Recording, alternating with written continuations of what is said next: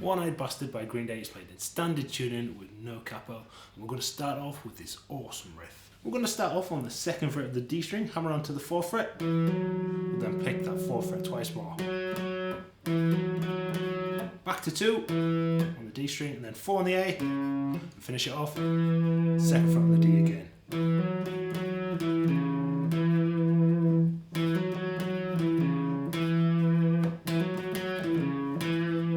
We'll then go to the open A string, hammer onto 2nd fret, and pick that twice again.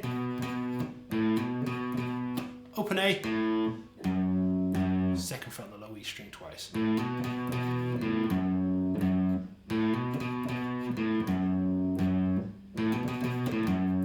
Slowly.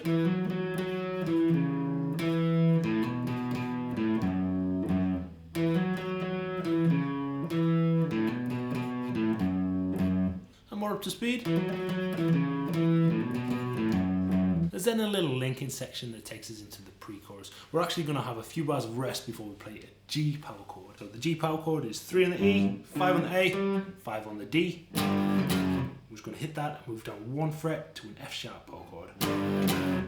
We've then got a couple more bars of silence before we play a D power chord on the 5th fret of the A, 7 on the D, 7 on the G, moving it down to 2, 4 and 4 on the A, D and G, which is a B power chord, and then up to the E string, so 2 on the E, 4 on the A and 4 on the D. So we've got D, B, F sharp.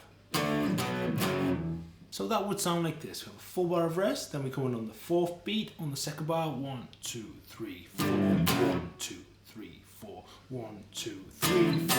1, 2, 3, 4. And then the next time through we play the first riff again. And the last time through we have a little triplet on the 3rd beat.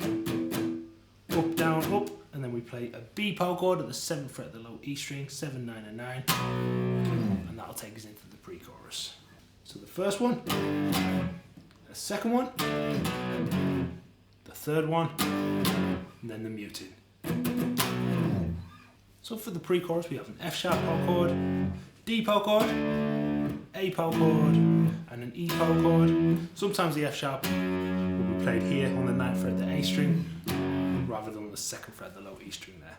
So for the rhythm we're going to strum down, down, then on the up strum we're going to hit the open strings E, A and D. Then to the D, this time we'll hit the A, D and G strings open there, then the A power chord, same again, then the E. Now this sounds a bit stupid when you play it slowly, because you can hear the open strings, but when you play up to speed, it sounds pretty good.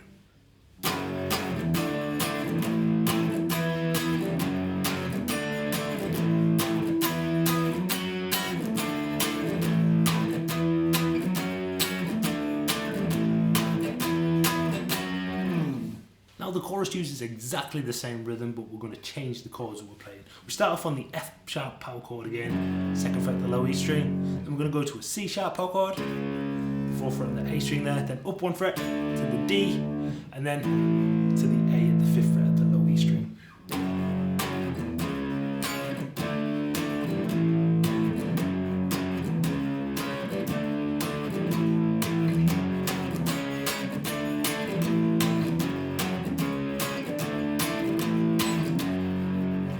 We then go through the riff again.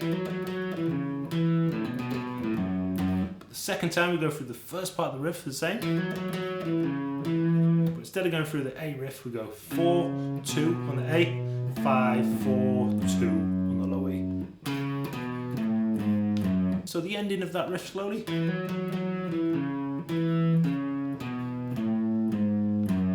more up to speed. For one of the sections in the song, we're going to strum some bar chords on the 2 and the 4. We have an F sharp bar chord, 1, 2, 3, 4. We go to a C sharp minor bar chord there, then up to a D bar chord, and then an A bar chord. So 1, 2, 3, 4, 1, 2, 3, 4.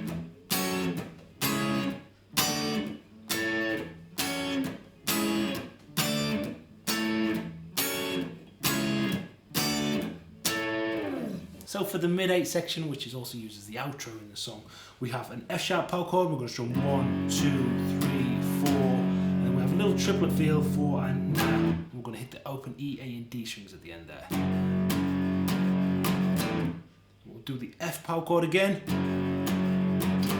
Now on the 3R, we're going to shift up to a G power chord.